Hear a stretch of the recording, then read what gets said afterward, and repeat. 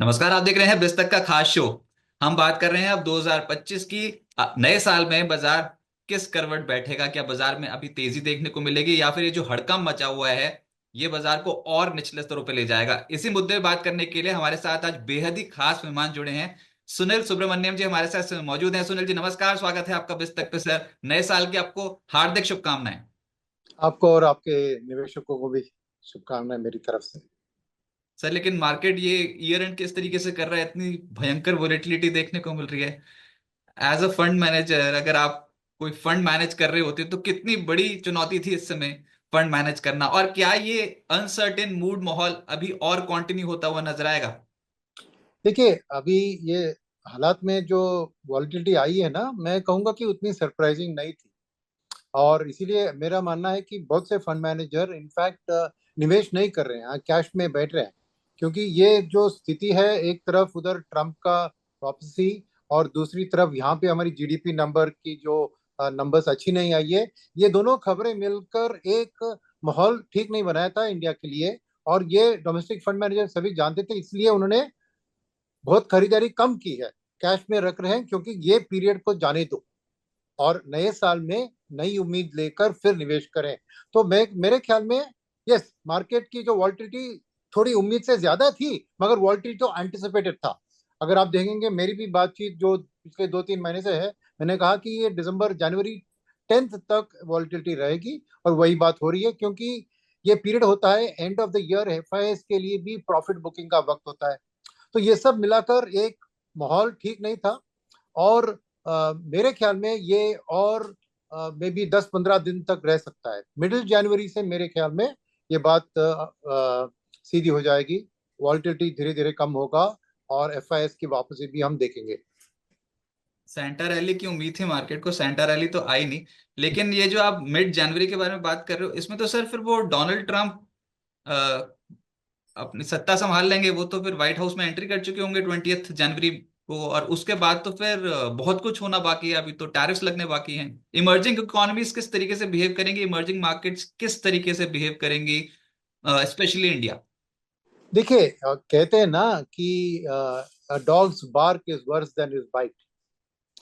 तो ट्रम्प की भी जो इलेक्शन जीतने के लिए उन्हें जो भी कहा, उसके और पर उसके अभी कमिटी को, कैबिनेट को अपॉइंट कर रहे हैं, ये सब कर रहे हैं ना, वो ऑलरेडी मार्केट ने डिस्काउंट कर लिया है। जब ट्रम्प का एक्चुअल पावर में आना होता है, एक प्रैग्मेटिज्म होगा, एक प्रैक्टिकलिटी होगी। क्योंकि आपने टैरिफ की बात की, सिंपल सी बात है, अगर उन्होंने जो कहा है कि 60% मैं चाइना के ऊपर टैरिफ लगाऊंगा, 10% मेक्सिको, कनाडा, इंडिया के ऊपर लगाऊंगा, तो उसका इम्पैक्ट लोकल इन्फ्लेशन पे दिखेगा और उधर की पब्लिक नाराज हो जाएगी ना। तो इलेक्शन जीतने के लिए कहना एक बात होता है, प्रैक्टिकली में करना में दूसरी बात होता है। तो मेरे ख्याल में जो ट्रम्प एक्चुअली पावर में आएंगे ना, उसके बाद उनके पास है 4 साल का टर्म है, उनको कई तरह के मैनेज करना है, तो वो धीरे धीरे करेंगे। मगर आज क्या है कि एकदम पलट गया था। पहले वो मैडम का जीत की एक आशा थी, फिर ट्रम्प आ गए, तो इसलिए मार्केट को पलटने में वक्त लगा। और वो पलट के कारण ही इतना जो वॉलिटिलिटी आ गया। मेरे ख्याल में आफ्टर ट्रम्प जो पावर में आते हैं जनवरी 20 को, उसके बाद शांति का माहौल थोड़ी दिन के लिए रहेगा। क्योंकि धीरे धीरे वो गवर्नमेंट में आएंगे, वो एफिशिएंसी का एक डिपार्टमेंट एलॉन मस्क को दिया है, वो क्या आप करेंगे। तो मेरे ख्याल में करीबन 6 महीने लग जाएंगे उनको अपनी पॉलिसी सब फॉर्मुलेट करके ठीक करने में। तो मार्केट के लिए buy on the rumour sell on the fact कहते हैं, वैसे ये जो रूमर की तरफ से अमेरिका में एक चलान लगाया है स्टॉक मार्केट ने भी और डेट मार्केट ने भी, वो मेरे लिए शांति भरेगी। और इमर्जिंग मार्केट के लिए ये स्थिति उतनी खराब नहीं होंगी जितनी उम्मीद आज कर रहे हैं लोग कि बहुत खराब होगा स्थिति। मैं नहीं मानता हूं कि ऐसी बात हो सकती है। अच्छा, लेकिन फिर ये जेरोम पॉवेल अपनी बात से क्यों पलट गए? पहले कह रहे थे 2% इन्फ्लेशन को ले आएंगे, उसके नजदीक ले जाएंगे, हम 2% इन्फ्लेशन का हमारा टारगेट है। अब उन्होंने इन्फ्लेशन का फोरकास्ट बढ़ा दिया, ऊपर से कह रहे थे 4 बार रेट कट करेंगे, अब कह रहे हैं 2 बार रेट कट करेंगे। तो ये जेरोम पॉवेल और डोनाल्ड ट्रंप की आइडियोलॉजीज में कुछ विवाद सा दिखता है। बिल्कुल आइडियोलॉजीज डिफर कर रही हैं अभी दोनों की, ऐसा लग रहा है। नहीं, वो तो सही बात है। डेफिनेटली आइडियोलॉजी डिफर कर रही है। मगर पवेल का ये कहना कि आज 2026 के एंड में भी उन्होंने 2.1% का इन्फ्लेशन का प्रिडिक्ट किया है, क्योंकि उसने टैरिफ का जो इम्पैक्ट है उसको फैक्टर किया है, वो पहले नहीं था। तो ये ट्रम्प के एक्शन के कारण ही जेरोम पॉवेल ने भी अपना स्टांस थोड़ा बदल दिया। 4 रेट कट से आज 2 की बात हो रही है। सेकंड, यस, पॉवेल और ट्रम्प दोनों आंख आंख मिलाकर नहीं देखते हैं, मगर 3 साल का एक्सटेंशन तो पॉवेल को मिल चुका है, तो इसीलिए वो एक टक्कर चलेगी कुछ दिन के लिए पॉवेल और ट्रम्प के बीच, because he can not sack Powell. वो घर नहीं भेज सकते उनको, उनका टर्म ऑलरेडी एक्सटेंड हो चुका है। तो ये एक जरूर एक बात है कि ट्रम्प भी अपना पूरा कार्यक्रम आगे बढ़ाने में जेरोम पॉवेल जैसे एक बॉटलनेक होगा उनके सामने, जिसके कारण वो भी उतनी तेजी से स्पीड से अपना काम नहीं चला पाएंगे। सेकेंड बात ये भी है कि याद रखिए कि यूएस में स्पेंडिंग को ये कट करने की सोच रहे हैं ना department of government efficiency. At the same time US ने पार्लियामेंट में उनकी जो कांग्रेस और सेनेट है, उधर रिपब्लिकन्स का मेजोरिटी है, फिर भी वो बिल पास नहीं कर रहे उनके तनख्वाह देने के लिए। अब 2 दिन पहले देखा होगा ना, लास्ट एंड मोमेंट में ही उनको अप्रूवल दिया कि आप खर्चा करो। तो ये एक टसल है कि ट्रम्प जो सोच रहे हैं उतनी आसानी से वो इम्प्लीमेंट नहीं कर पाएंगे। हमारे यहाँ पे भी तो आरबीआई गवर्नर बदले हैं, तो हम क्या फरवरी में एक्सपेक्ट करें पोस्ट बजट एक रेट कट? नहीं, मेरे ख्याल में नहीं। मैं इसका कारण बताता हूँ आपको। एक है कि जो स्लोडाउन की बात हो रही थी, तो प्रीवियस आरबीआई गवर्नर ने ही अपना 5.4% जीडीपी का अगले क्वार्टर में 6.8% बढ़ा दिया है। अगर उनकी उम्मीद से ये आ गया तो कोई ग्रोथ की स्लोडाउन की बात नहीं है। 6.8 अच्छा ग्रोथ रेट है। सेकेंड, अभी इन्फ्लेशन घटने की बात हो रही थी, तो इन्फ्लेशन फूड प्राइसेस अभी घटे नहीं है। और मानसून क्या हुआ कि मानसून अच्छा था ओवरऑल, एवरेज के हिसाब से, लॉन्ग टर्म एवरेज के हिसाब से ठीक था, मगर बहुत डिस्टॉर्टेड था। हर जगह में इक्वल नहीं हुआ, कई जगह पे जब नहीं होना था तब बारिश पड़ी। तो ये इस चीज के कारण ना अब एक फूड और वेजिटेबल प्राइसेस में एक टाइटनेस देख रहे हैं। सेकंड बात है कि आपको तेल, ये इम्पोर्टेड इन्फ्लेशन में आता है इंडिया को, और दूसरी बात होती है कमोडिटीज का, अदर देन तेल। तो यहाँ पर अगर यूएस इकोनॉमी रिकवरी मोड पे चल रही है तो नेचुरली कमोडिटी का अपस्विंग हो सकता है, मगर अगर यूएस उतना तेजी से नहीं बढ़ेगी तब कमोडिटी डाउन से। तो आरबीआई के गवर्नर के सामने देखें तो अगर ग्रोथ रेट 6.8 के करीब आ जाती है, और सेकंड बात है कि ये पुश साइड इन्फ्लेशन है, ये डिमांड साइड का इन्फ्लेशन नहीं है, तो उसके कारण अगर इन्होंने रेट कट कर दिया तो डिमांड का भी पुल आके इन्फ्लेशन को और बढ़ा सकता है। तो मेरे ख्याल में फरवरी बहुत जल्दी है। मे बी उसके अगले क्वार्टर में ये इन्फ्लेशन, ऑयल प्राइस, ये सब अगर शांति से दिखे तो शायद एक रेट कट की बात हो सकती है। मेरे ख्याल में पूरे साल में शायद 2 रेट कट हो सकता है इंडिया की ओर से, मगर वो भी बैक एंडेड होंगे, फ्रंट एंडेड नहीं होंगे। सर, तो नेक्स्ट बड़ा ट्रिगर इंडिया के लिए फिर अब बजट है। तो बजट से क्या कुछ बहुत बड़ी उम्मीद रखनी चाहिए कि सरकार बड़े रिफॉर्म्स कर सकती है? तो एक मिनट, मैं अगले ट्रिगर के बारे में बात करूं तो बजट के पहले अर्निंग सीजन सबसे बड़ा ट्रिगर है। जी। क्योंकि अर्निंग सीजन से आपको इस क्वार्टर का जीडीपी, यानी अक्टूबर नवंबर दिसंबर का जीडीपी, क्या आरबीआई गवर्नर ने 6.8 की उम्मीद रखी थी, क्या वो आ रही है कि नहीं, ये आपको अर्निंग सीजन से दिख जाएगा। जैसे पिछले क्वार्टर में भी जीडीपी की जो गिरावट थी वो पहले ही अर्निंग सीजन में दिखा हमें। तो मेरे ख्याल में जनवरी 10 से जब क्वार्टरली अर्निंग्स शुरू आने लगेगी ना, तभी से मार्केट के लिए ट्रिगर बन जाएगा। कौन से सेक्टर में अच्छा नंबर दिख रहा है, कौन सी गाइडेंस अच्छी दिख रही है, उससे ही मार्केट का एक माहौल बदल जाएगा। Number one. सेकंड, बजट की बात की, बजट के एक दिन पहले इकोनॉमिक सर्वे भी आएगा, उसको भी ध्यान देने की जरूरत है, क्योंकि इकोनॉमी के ऊपर डिपेंडेंट है मार्केट। तो वो इकोनॉमी की हालत में क्या बता रही है इकोनॉमिक सर्वे, वो भी एक इंपॉर्टेंट डॉक्यूमेंट है। तो ये दो चीज है जो बजट के पहले भी आती है। और बजट में आपने कहा कि पूछा कि क्या बहुत उम्मीद बहुत रिफॉर्म्स होगी, मेरे ख्याल में उतनी नहीं होगी। मैं इसके कारण भी बताता हूँ आपको कि जो गवर्नमेंट ने लास्ट ईयर का इलेक्शन में देखा आप ना, उनका रिजल्ट अच्छा नहीं था। उसके बाद जो हरियाणा और महाराष्ट्र में उन्होंने इलेक्शन जीते, वहां पे ही आपने देखा कि उनकी एक सोच, एक टोटल डेवलपमेंट ओरिएंटेशन से एक डेवलपमेंटल पॉपुलिज्म में कहूंगा, यानी कि खर्चा खाली कैपेक्स में ना करे, कंजम्पशन की ओर, जहां पे डायरेक्ट वोटर को जाके बेनिफिट आती है, क्योंकि इलेक्शन जीतना भी इंपॉर्टेंट है। और अगले नेशनल इलेक्शन से पहले आपको यूपी का बहुत बड़ा इलेक्शन और बिहार का इलेक्शन भी आ रहा है। तो मेरे ख्याल में ये गवर्नमेंट अभी थोड़ी प्रैग्मेटिक अप्रोच लेगी। पूरा का पूरा जो पिछले साल भी उन्होंने जो कैपेक्स के लिए एलोकेट किया था, आपने देखे पहले हाफ में नहीं किया खर्चा उतना, क्या दूसरे हाफ में उतना पूरा खर्चा कर पाएंगे, मेरी डाउट है। तो कैपेक्स का जो नंबर है जो उम्मीद से कम ही आने की मेरी संभावना दिख रही है। और अगले साल के लिए उस बेसिस के ऊपर थोड़ा ऊपर बढ़ाएंगे जरूर, ग्रोथ दिखाएंगे ईयर ऑन ईयर कैपेक्स में। मगर फोकस इस पे भी होगा कि थोड़ा बहुत एक डेवलपमेंटल पॉपुलिज्म, ये शब्द मैं इस्तेमाल करना चाहूँ, कि जो डेवलपमेंट को भी हाथ में लेके जाए मगर लोगों की जो नीड्स है उसको देखें। तो जैसे आधार हाउसिंग होता है या एलपीजी होती है या इलेक्ट्रिसिटी, ये सब चीज इंफ्रास्ट्रक्चर में भी काउंट होती है, मगर द सेम टाइम वो इलेक्टोरेट पर उसकी असर दिखती है। तो ये एक प्रैग्मेटिक बजट होगा जहां पे वो दोनों का ख्याल रखेंगे। बहुत बड़ी बिग बैंग रिफॉर्म्स अभी करने की जरूरत नहीं है मेरे ख्याल में। मोर इम्पोर्टेंटली वो फिजिकल डेफिसिट को कायम रखेंगे, क्योंकि फॉरेन कैपिटल की बहुत जरूरत है हमें। तो फिजिकल डेफिसिट को जरूर कायम रखेंगे और प्रोजेक्शन भी उसका अच्छा करेंगे।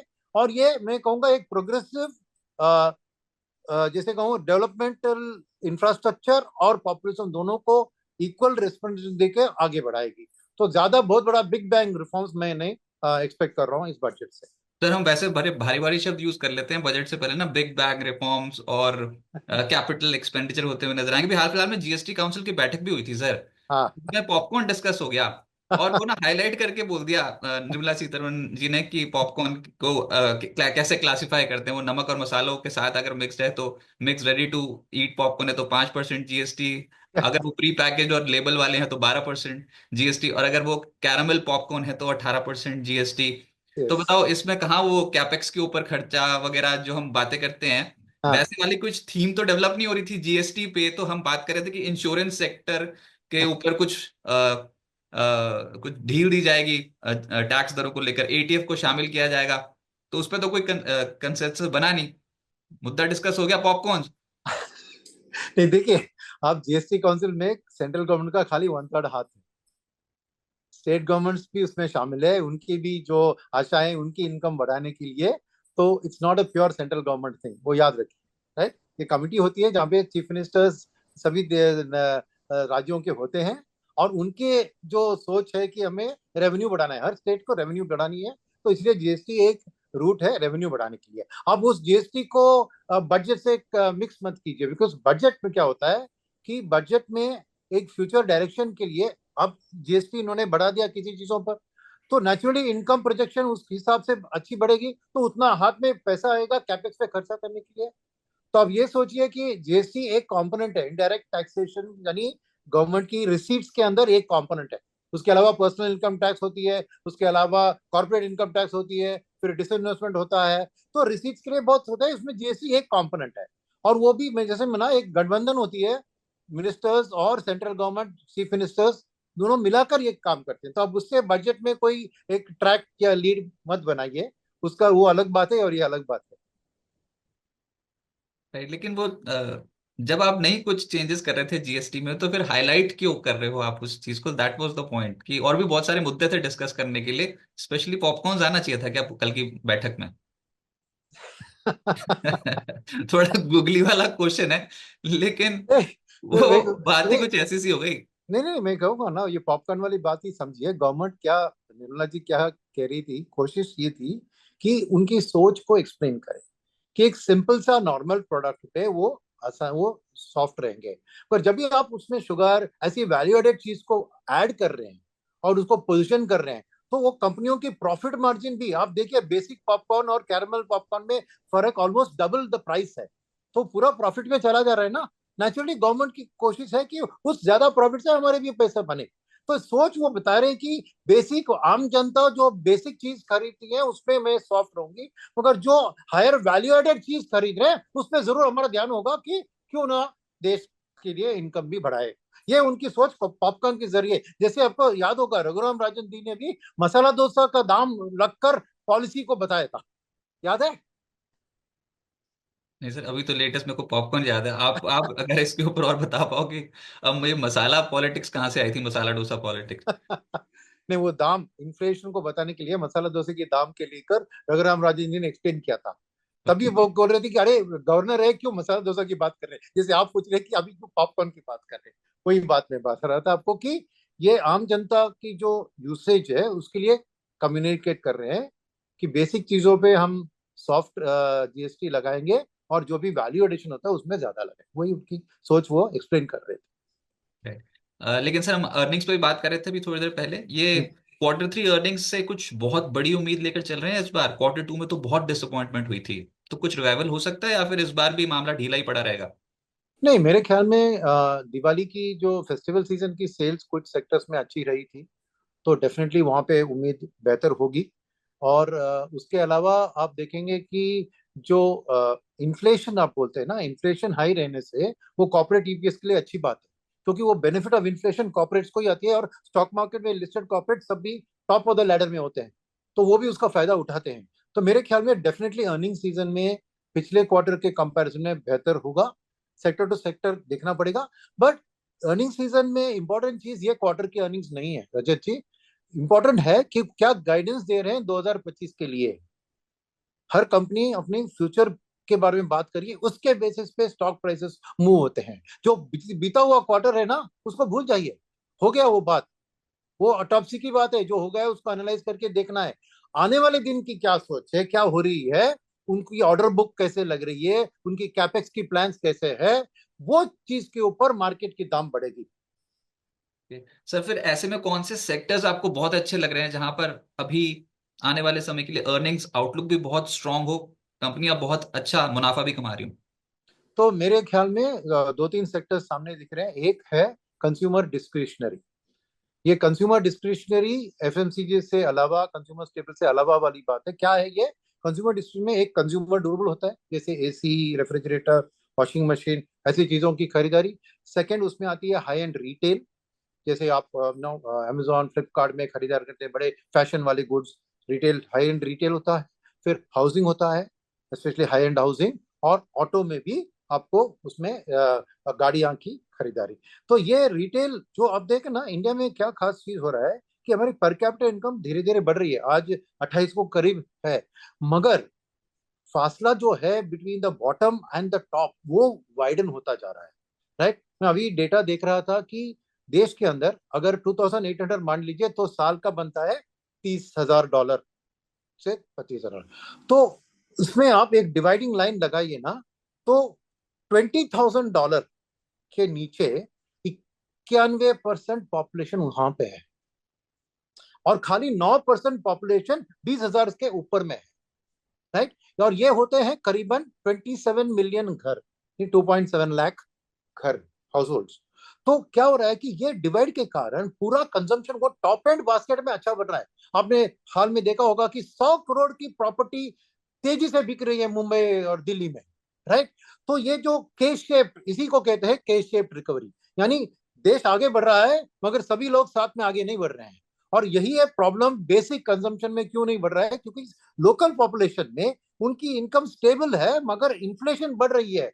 तो अगर आमदनी उतनी नहीं बढ़ेगी जितनी महंगाई बढ़ रही है, तो ऑटोमेटिकली उनका कंज्यूमर सरप्लस खर्चा करने कम होता है, तो वो पोस्टपोन करते हैं अपना शैम्पू या सोप या तेल, इसका खरीदारी को थोड़ा पुश करते हैं, पोस्टपोन करते हैं। वेर एज टॉप एंड में कमाई तेजी से बढ़ रही है, और इसलिए वहां पे महंगी महंगी चीज जैसे एसयूवी गाड़ियां, बड़े बड़े घर ये बिक रहे हैं। और ये स्टोरी मेरे ख्याल में अगले साल भी कंटिन्यू होगी, क्योंकि अंटिल आप इन्फ्लेशन, फूड इन्फ्लेशन, सबके पॉकेट में ये फूड इन्फ्लेशन भारी पड़ता है। तो अंटिल फूड इन्फ्लेशन आप कंट्रोल करके उसको अंदर लाओगे, तभी आपको बॉटम ऑफ द पिरामिड में आपको उनकी कंज्यूमर सरप्लस बढ़ेगी, और तभी एक बेसिक चीजों की खर्चा बढ़ेगी, और वो बढ़ेगी तभी आपको कैपेसिटी यूटिलाइजेशन भी दे। आज क्या है कि small number of items but high value items बिक रहे हैं, उससे कैपेसिटी यूटिलाइजेशन नहीं बढ़ती है। Where the bottom of the pyramid में जो बढ़ती है, वहां से ही कैपेसिटी होकर कैपेक्स का साइकिल बढ़ेगा। तो इस साल भी मेरे ख्याल में ये के शेप्ड वाली रिकवरी जो है कंजम्पशन में, वो आगे रहेगी। तो इसलिए मेरा डिस्क्रिशनरी कंजम्पशन के ऊपर नंबर भी अच्छे दिखेंगे, और आने वाले दिन की उम्मीदें भी अच्छी होगी। वो मेरी नंबर वन स्टोरी है। सेकेंड चीज जिस पे है, जिसके आमदनी बढ़ रही है इतनी तेजी से, वो खाली खर्चा नहीं करता है, वो सेविंग्स भी ज्यादा करता है। सेविंग्स माने एएमसी के जरिए, इंश्योरेंस कंपनीज के जरिए, वेल्थ मैनेजमेंट के जरिए, ब्रोकिंग हाउसेस के जरिए। तो ये सब में भी आप ज्यादा, इसलिए आपको एसआईपी बुक जो है 25,000 पार कर दिया, अगले साल में और 10-15 हजार बढ़ जाएगा। तो वो सेविंग्स वाला पाई, तो फाइनेंशियल सर्विसेज के अंदर मेरे को सेविंग्स वाला पाई भी एक अच्छे विकेट पे दिख रहा है, क्योंकि increasing stock market participation, increasing mutual fund participation के कारण इनकी फी बेस्ड इनकम और ये सब बढ़ेगी, stock market related infrastructure companies की। तीसरी होगी मेरे लिए बैंक्स, क्योंकि जो consumer district high and retail की बातें, वहां ही थोड़ा बहुत एक लोन ईएमआई बेस्ड खरीदारी की बात हो रही है, तो वहीं पे लोन्स का भी एक डिमांड बढ़ता हुआ दिख रहा हूँ। और at the by the end of the year मेरी उम्मीद है कि कॉर्पोरेट कैपेक्स भी बढ़ने शुरू हो जाएगी, तो वहां पे भी बैंक्स का लेंडिंग बहुत इंपॉर्टेंट है। तो मेरे लिए बैंक्स, क्योंकि पिछले साल ने बैंक्स ने मार्केट के ग्रोथ के साथ कीप अप नहीं किया है, तो आज थोड़ा वैल्यू है बैंक्स में, वेरएस अर्निंग्स में देखिए बैंक्स की अर्निंग्स अच्छी थी। तो ये मेरी तीसरी पिक होगी। चौथी पिक और पांचवी पिक मेरे को आउटवर्ड लुकिंग है। एक है आईटी, क्योंकि जो भी ट्रम्प करने वाले हैं उसको देखिए तो कॉर्पोरेट अमेरिका को अपने गवर्नमेंट में शामिल कर रहे हैं, खाली इलॉन मस्क नहीं, बहुत से कॉर्पोरेट्स को भी। तो एक पॉजिटिव कॉर्पोरेट अप्रोच, वहां पे टैक्स घटाने की या थोड़ी कम कराने की भी उम्मीद है। और कॉर्पोरेट अमेरिका को, मेक अमेरिका ग्रेट अगेन ही ट्रम्प का मेन मुद्दा है ना, तो लोकल मैन्युफैक्चरिंग को जितना सपोर्ट कर सके, वो टैरिफ एक रूट है, दूसरी तरफ भी वो सपोर्ट देंगे। तो अगर अमेरिका की ओवरऑल इकोनॉमी, मैन्युफैक्चरिंग और बैंकिंग सर्विसेज, ऐसे इकोनॉमी आगे बढ़ेगी, तो हमारी आईटी कंपनियों के लिए वो बेहतर है। और आईटी के लिए दूसरी बात जो आती है उनको सपोर्ट करने के लिए, वो है strong dollar equal to weak rupee is equal to higher rupee earnings, right. तो क्या होगा, उनके ईपीएस में वो करेंसी डिप्रिशिएशन का इफेक्ट भी दिखेगा। मार्केट ने थोड़ा डिस्काउंट कर लिया है मेरे ख्याल में, मगर ये स्टोरी स्ट्रांग रहेगी, इसलिए वहां पे भी एक गुड अपॉर्चुनिटी है। और फाइनल मेरा सेक्टर पिक होगा फार्मा एंड हेल्थ केयर, क्योंकि यहाँ पे भी मेरे को दो तरफा बेनिफिट दिख रही है। एक है ये डॉलर का जो स्ट्रेंथनिंग है, रुपी का, फार्मा का भी, एक्सपोर्ट ओरिएंटेड फार्मा का, उससे लाभ मिलेगा। सेकंड, अमेरिका में भी एक शॉर्टेज हो रहा है एपीआई और जेनेरिक ड्रग्स का, वो Indian pharma company step up करके सप्लाई कर सकती है।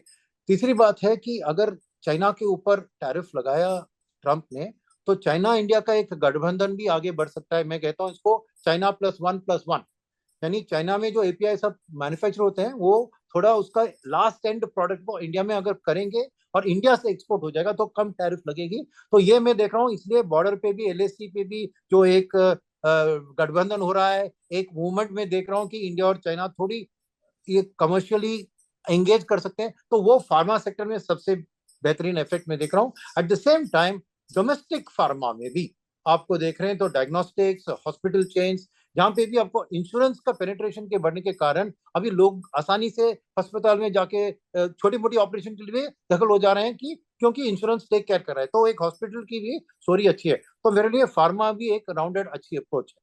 तो मैंने अभी रिपीट करूँ मैं, कि कंज्यूमर डिस्क्रिशनरी, और फिर बैंकिंग साइड में राइट हैंड साइड जो इन्वेस्टमेंट और सेविंग्स की बात है, फिर लेंडिंग वाली बैंक्स भी है, और फिर आईटी और फार्मा। ये मेरे होंगे टॉप पिक्स, जो मैं इस अर्निंग सीजन से ही मैं देखूंगा कि उनके आउटलुक्स, और इसको ट्रैक करके खरीदारी शुरू करने की वक्त आ जाएगी।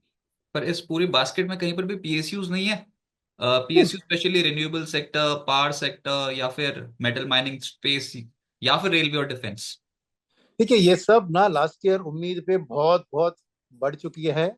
थोड़ा बहुत करेक्शन हुआ है, मगर यह करेक्शन काफी है। ये बजट एक ट्रिगर होगा कि कितना वो उन चीजों के ऊपर फोकस करें, शायद फिर उम्मीद बढ़कर आएगी। मगर ये एक हिट और मिस है, यानी बजट में अगर इनको इग्नोर कर दिया तो डाउन हो सकता है। तो अभी इस वक्त में बिफोर द बजट इन पे एक डिसीजन लेना अच्छा नहीं होगा। बजट के लिए वेट करते हैं, अगर कोई बहुत स्ट्रांग पॉजिटिव आती है, फिर मैं इन चीजों के बारे में सोच सकते हैं। मगर पीएसयू में, पीएसयू बैंक्स मेरे टॉप पिक्स में है। बैंक्स बैंक्स में जरूर उनकी लिए लेंडिंग और कॉर्पोरेट लेंडिंग में उनका तो सबसे बड़ा, उनका पलड़ा भारी है। उनकी जो नेटवर्क है स्मॉल एंड मीडियम में कि कोई नहीं मैच सकता, और ये हाई अर्निंग लोन्स है, 13-14% पे लेंड कर सकते हैं इनको। तो डेफिनेटली पीएसयू बैंक्स मेरे टॉप पिक्स में है। मगर बाकी के पीएसयू में आपको देखना है एक, कि मेटल ओरिएंटेड पीएसयू का इंटरनेशनल मेटल सिनेरियो, क्योंकि दाम तो उधर लंदन मेटल एक्सचेंज में फिक्स होती है, इंडिया में नहीं फिक्स होती है। तो उसको भी ट्रैक करना है, चाइना की ग्रोथ कैसी है, अमेरिका की ग्रोथ कैसी है। सेकंड, अगर इंफ्रास्ट्रक्चर रिलेटेड पीएसयू देखें, तो गवर्नमेंट ने भी डिफेंस ऐसी सेक्टर में क्या इस बजट में उतना फोकस देने वाले हैं, क्योंकि ये मेरे ख्याल में कोई अर्जेंट चीज नहीं है। अभी चाइना से भी हमारी बात थोड़ी ये हो गई है, तो उतना डिफेंस पे खर्चा क्यों करे, अलोकेट वो पैसा मेरे ख्याल में वो डेवलपमेंटल पॉपुलिज्म की ओर करेंगे ज्यादा। तो इसलिए मैं इसके ऊपर मैं अभी कोई व्यू बनाना नहीं चाहता हूँ। बजट के लिए वेट करूंगा, उसके बाद रीअसेस करेंगे वैल्यूएशंस और growth potential in all of these defence infrastructure and जो पीएसयू की प्ले होती है। अक्सर ये कहा जाता है सर कि मार्केट के टॉप पे बहुत सारे प्राइमरी इश्यूज आते हैं, आईपीओज आते हैं। आईपीओज की तो भरमार लग गई है, जिसे देखो वो आईपीओ लेकर आ रहा है। इतने सारे, जब आपकी हमारी बात हो रही है तब भी 9 कंपनियों के आईपीओ खुला हुए हैं। तो कैसे डिसाइड करें कौन ठीक है कौन गलत है? इतने फाइनेंशियल स्टडी करते रहेंगे और इतनी सारी कंपनियों के आईपीओ, ये तो मतलब हर बार एप्लीकेशन लगाते हैं और लॉटरी निकला है, बस ऐसी उम्मीद कर रहे हैं अब निवेशक। Correct correct. मेरा एक सिंपल रूल होता है रजत जी, आईपीओ के बारे में।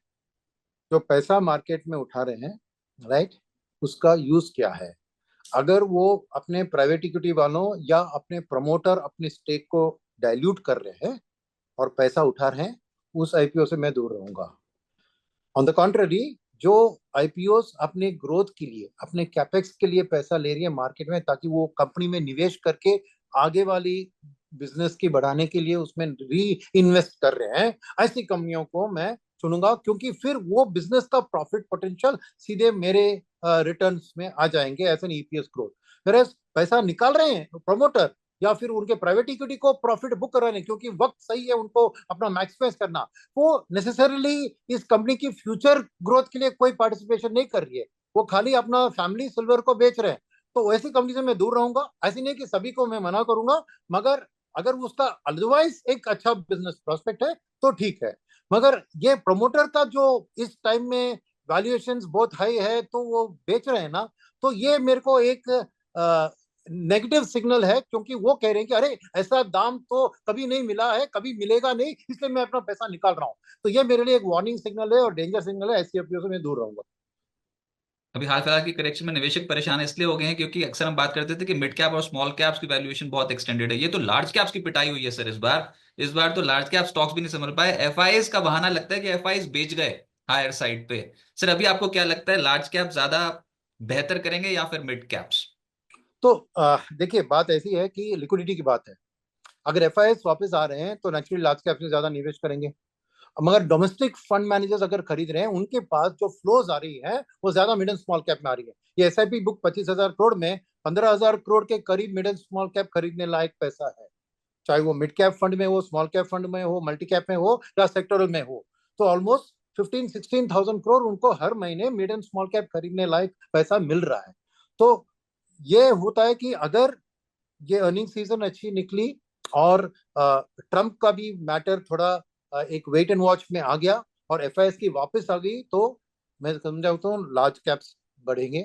मगर कंसिस्टेंटली मेरे को मिड एंड स्मॉल कैप में बाइंग सपोर्ट फंड मैनेजर के जरिए दिख रही है। अगर बहुत एफआईएस ने आके लार्ज कैप को खरीद डाला और उसकी वैल्यूएशन बढ़ गए, तो मिड एंड स्मॉल कैप में और भी खरीदारी डोमेस्टिक फंड में शिफ्ट करेंगे। तो मेरे ख्याल में इनिशियली लार्ज कैप का रिवाइवल होगा, क्योंकि अभी एफआईएस ने 2 महीने से बेचा है, अक्टूबर नवंबर और दिसंबर में थोड़ा। तो ये वापसी में लार्ज कैप्स इनिशियली बढ़ेंगे।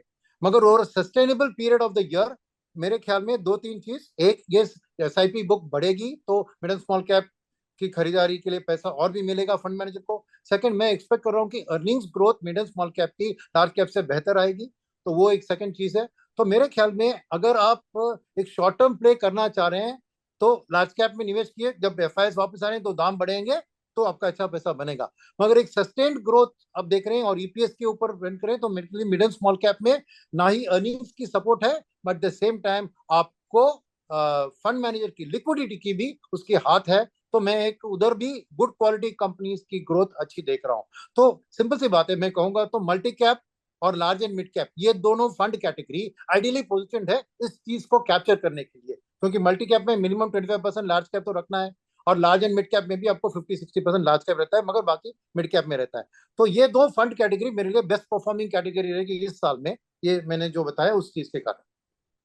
सर लास्टली, जब ऐसी वोलेटिलिटी ना मार्केट में अक्सर बजट के टाइम पर और इलेक्शन के टाइम पे देखने को मिलती थी, हमारे रेगुलेटर चाहते थे कि वोलेटिलिटी कम हो जाए, तो फिर वीकली कॉन्ट्रैक्ट्स को हटाया गया, सिर्फ निफ्टी और सेंसेक्स के वीकली कॉन्ट्रैक्ट्स रखे, बाकी सबके मंथली कर दी। वोलेटिलिटी कम होने के बजाय बढ़ गई।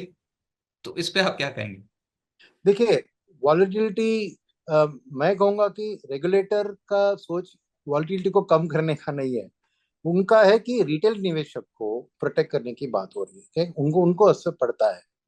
मगर अदरवाइज एक वॉलेटिलिटी मार्केट में एक बाइंग एंड सेलिंग, वॉलेटिलिटी नहीं होती तो बायर एंड सेलर दोनों एक तरफा मार्केट किसी की बेनिफिट में नहीं है। तो वॉलेटिलिटी बाय नेचर, जो शॉर्ट टर्म स्पेकुलेटर्स आते हैं वो वॉलेटिलिटी क्रिएट करते हैं, और ये जरूरी है क्योंकि एक लिक्विडिटी प्रोवाइड करना है। तो मेरे ख्याल में एक रिटेल म्यूचुअल फंड निवेशक के लिए वॉलेटिलिटी बहुत बेहतरीन चीज है, क्योंकि वो ज्यादातर एसआईपी के जरिए आता है, उसको भरपूर फायदा उस वॉलेटिलिटी का मिलता है, क्योंकि बाय लो सेल हाई प्ले आउट होता है, और उसकी सोच भी 3 से 5 साल की बात होती है। वॉलेटिलिटी खराब होती है शॉर्ट टर्म ट्रेडर के लिए, जो कि आज आए और 3 महीने में निकले या एक दिन में निकले, उसके लिए खराब है। और मेरे ख्याल में सभी एक रिटेल निवेशक की बात सोच रहे हैं, not a retail speculator. Okay, इसलिए मैं वो क्लैरिफिकेशन देना चाह रहा हूँ। तो वॉलेटिलिटी बाय इटसेल्फ, राइट, ज्यादा सेलिंग बाइंग होता है तो ही एक अपॉर्चुनिटी बनती है ना, कि आपको कोई दाम सस्ते में कुछ चीज खरीद पाए। तो मैं कहूंगा कि volatility is the friend of the long term investor, right. Short term speculator के लिए वो हानिकारक हो सकता है। तो सेबी जो भी कर रही है, क्योंकि उन्होंने देखा कि short term traders F and O और इसमें 90% ज्यादा लॉसेस बना रहे, तो उनको प्रोटेक्ट करने के लिए ये सब उन्होंने इंट्रोड्यूस किया है। ऐसे बिल्कुल वॉलेटिलिटी नहीं चाहिए, ऐसी सोच उनकी नहीं है, यही मैं कहना चाह रहा हूँ।